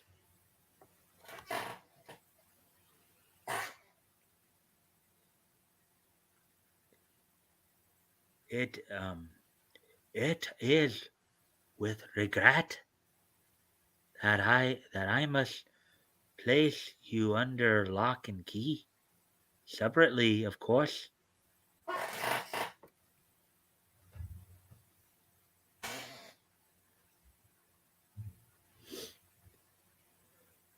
Koito, take them away.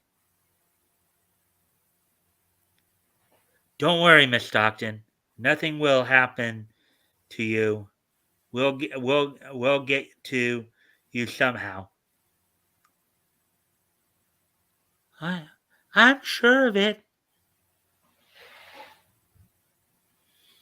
For the second time, Tex and Bob are led into another guardhouse. Let's see. Securely locked up, their strange guard cautions them.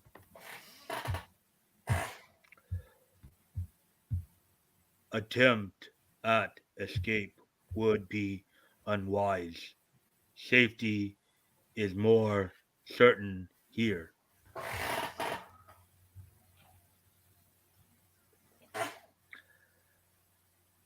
Well, here we are again. Now what?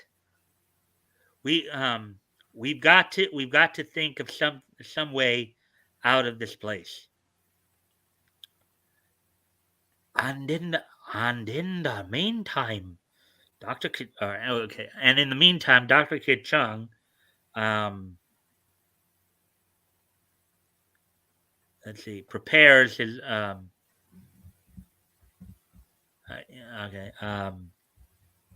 re-enters his laboratory.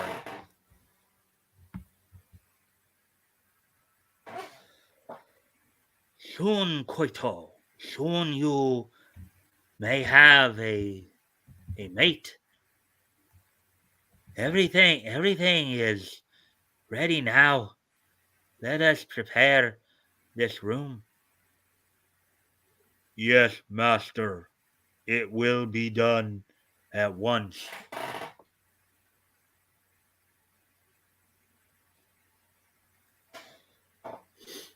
I've got it, Bob. I know how we can get out of here. If you're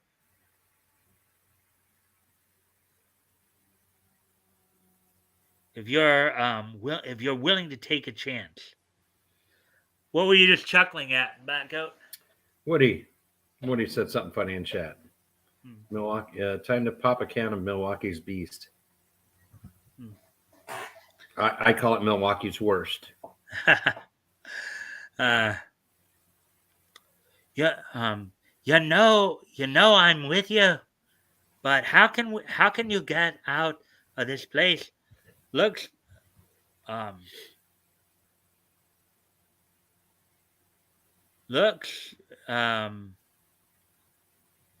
escape proof to me.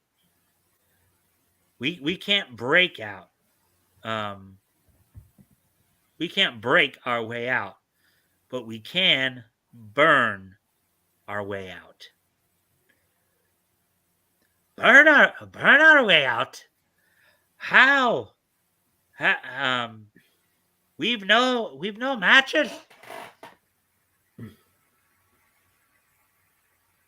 Oh, he's going old school. There's no need for matches, but little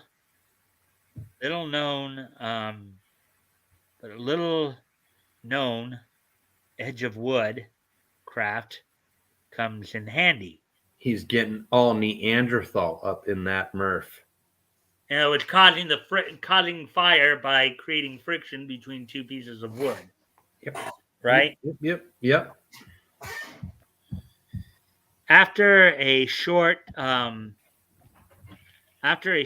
while of rubbing two pieces of wood, it flames up. Now we'll apply it to the door and wait for results. See, I was with the Marines, and we were taught to never run out of lighters or waterproof matches or strips of magnesium. We always had to be able to create fire. The fire finally burns through, and Tex and Bob run through the opening of the burning door. It worked.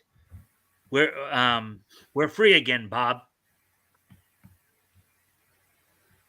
Now that we're out, let's get away from here.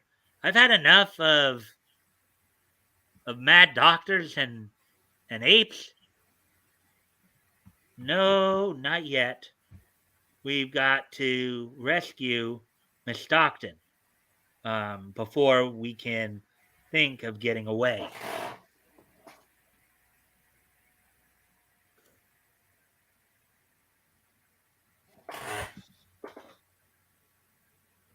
Both men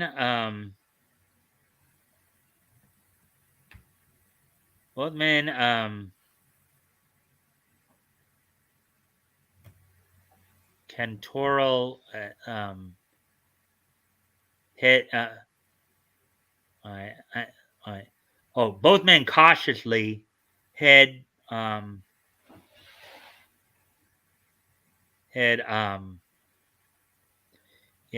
this particular writing here is just the doctor's house, towards the doctor's house. Everything seems clear up ahead. Text.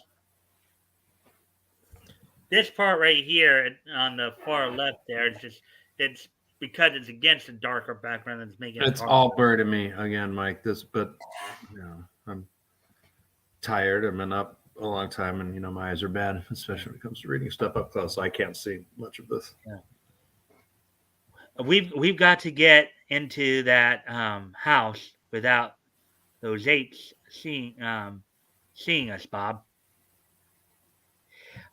If it was up to me, I'd get so far away from here, they'd never see us. And by the way, I just realized how that sounds. I said I was up all day, and people are like, if you don't know me, like, so I'm a retired paramedic. So for 25 years, I've been on night shifts. And so my sleep schedule to this day is still messed up. So now that summer is here, I've been on a day schedule. I haven't had much sleep. Look, a club. That must be an omen.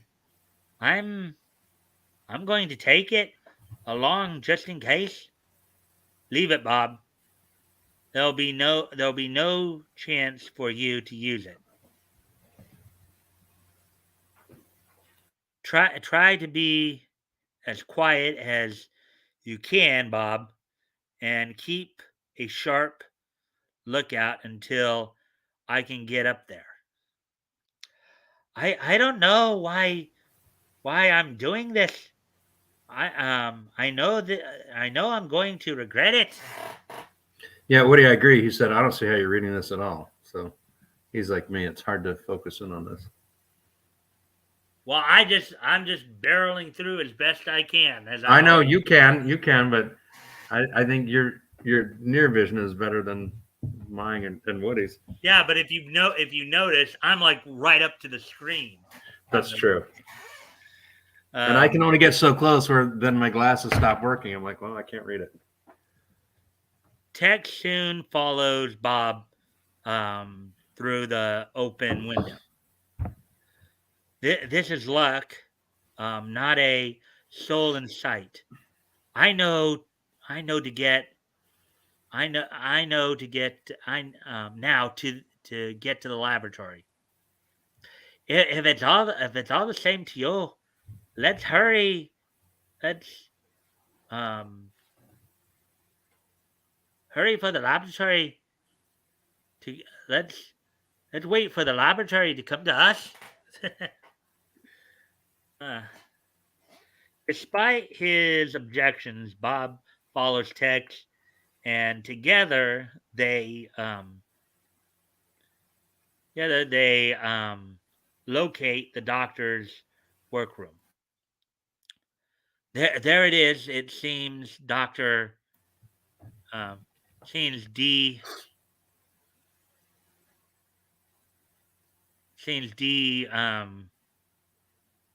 guilted. Anyways, come on, Bob. Let's chance going. Pushing the door slowly open, Tex peers in only to find the room unoccupied.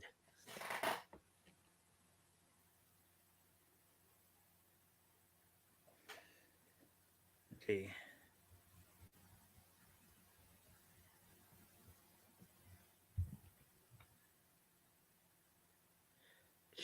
Strange that no one is here. I was certain that the laboratory would be the best place to look.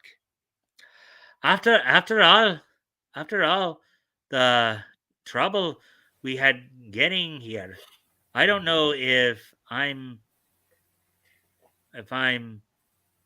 glad or sore that no one is here. Look, there's another door. Let's try it. Now I'm sure I'm sorry.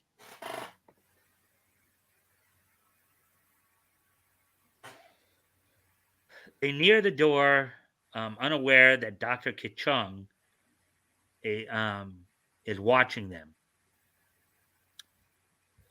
Just a moment, gentlemen. I'd like to open that door for you personally.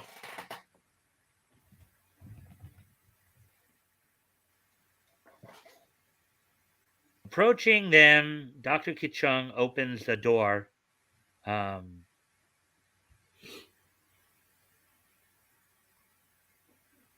see.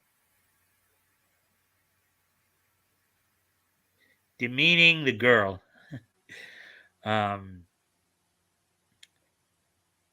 There, gentlemen. The object of your search. Take your last look. In a short while, Miss Alicia Stockton will be no more. Livid with rage, Tex turns to the doctor. I warn you, Dr. Kichung, if you harm this girl, I'll hound you down. I'll hound you down and see that you get your just reward.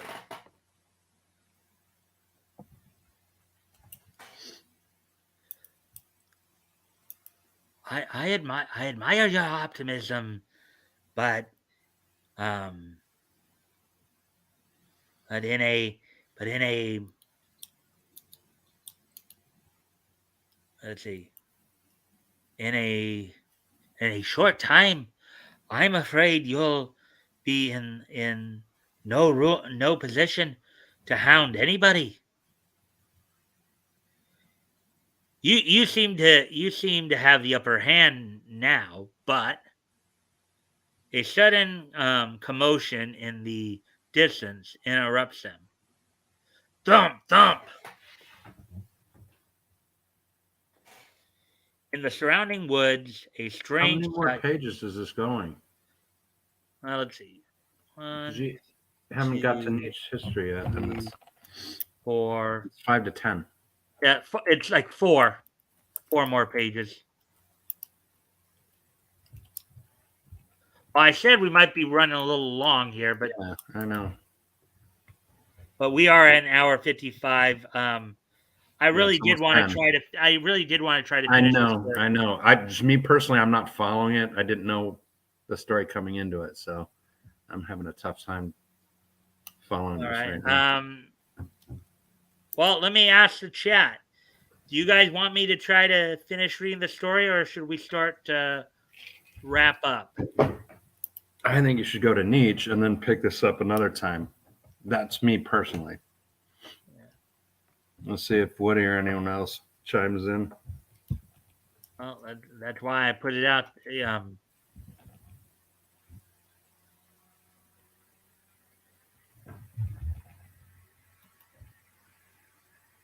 Woody said, "Go ahead," and he said, "Let's wrap up." Yeah. All right. Because basically, I still got through it. I still got through at least one story, and then part of another story. I mean, Yeah, it would have been nice if I could have finished the story because it was a two-parter. But again, we're gonna be here a while more if I don't start to wrap up because with the way this copy is, Yep. So, yeah, that's hard to read for sure. So, but I did my best. You did. Chad said that too. He said the text is hard for me to read too. So I think going to niche is a good idea. All right. Anyways, so guys, I thank you for being here, and I appreciate you guys putting up with the reading, even though it was from a bad copy here. Did the best I could to get it through as much of it as I could. This is why I said these two stories, and if time permitting, more if possible. But I knew because Superman was a 12 to 13 pager, and then Ted Thompson was a 10 pager. Usually, I'm not going to do like two big stories. Like usually, I'll try to break it up a little bit more. But this case, because these were both two parters, So, anyways, with that, we'll start to wrap up here. Today being Friday. Today being Friday, May the 6th. Let's go ahead and take a look back at this day in niche history. And Chad said, "You did good on Mike and Bat." Thank you, Chad. Appreciate you being here and sticking with us the whole time. Thank you. And I hope you guys enjoyed the voices as well. Even though, again, trying to do the voices and read that was a little bit of a stretch.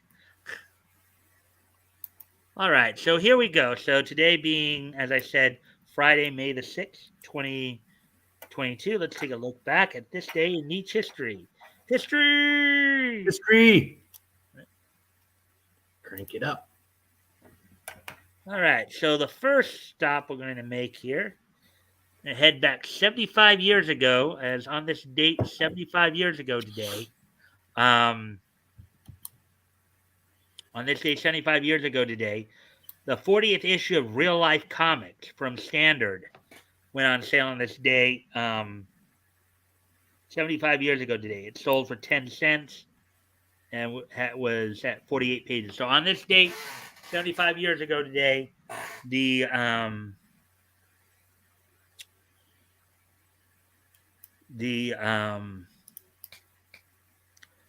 40th issue of Real Life Comics from Standard went on sale.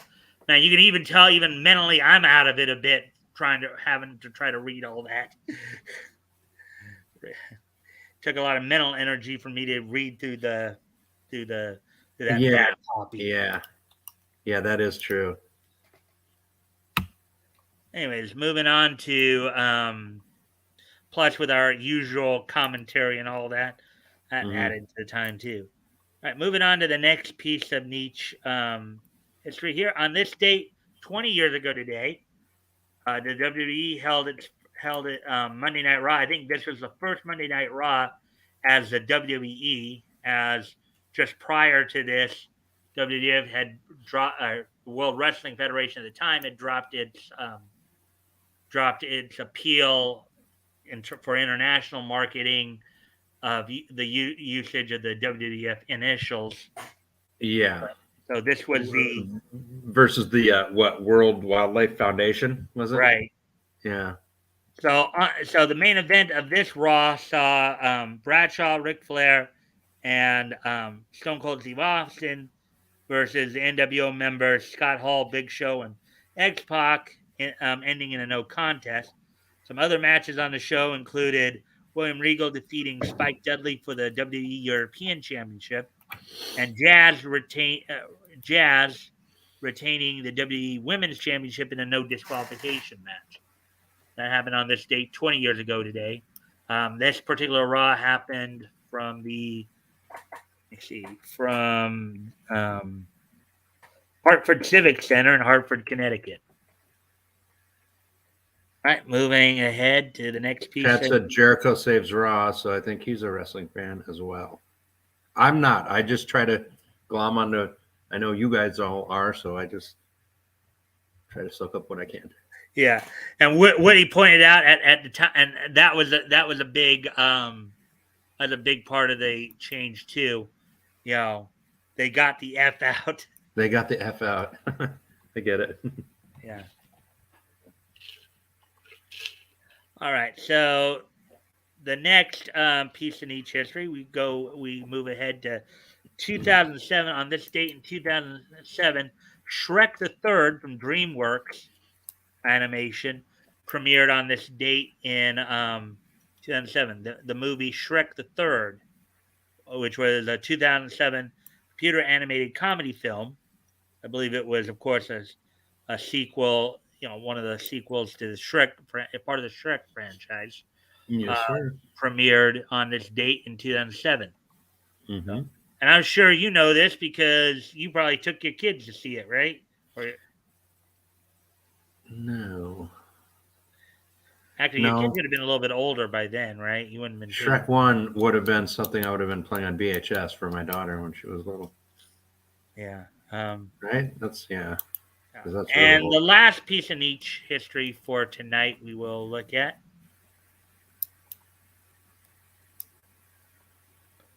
On this date 5 years ago today in 2017, from A1 Pictures Fairy Tale Dragon Cry. Fairy Tale. I never watched it, but I know that's what the kids are all about.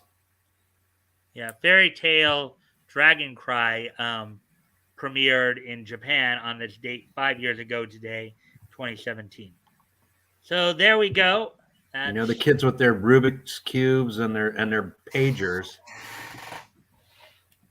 I'm kidding. Anyways, Batgoat, if you can stick around for a couple of minutes after the show for post game and all that.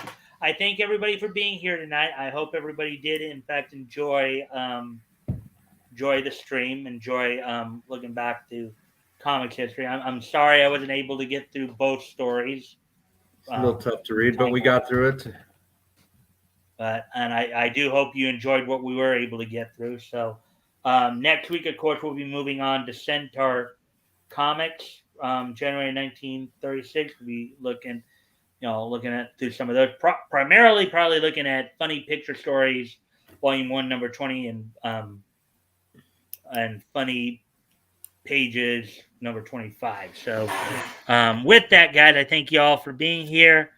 And I'll try to be more Batgoat next Friday and I'll have the trophies and everything ready and Hangman. So we'll be back up to speed next week. All right, guys. I thank you all for being here, and I hope to see everybody back here on Monday. Bye.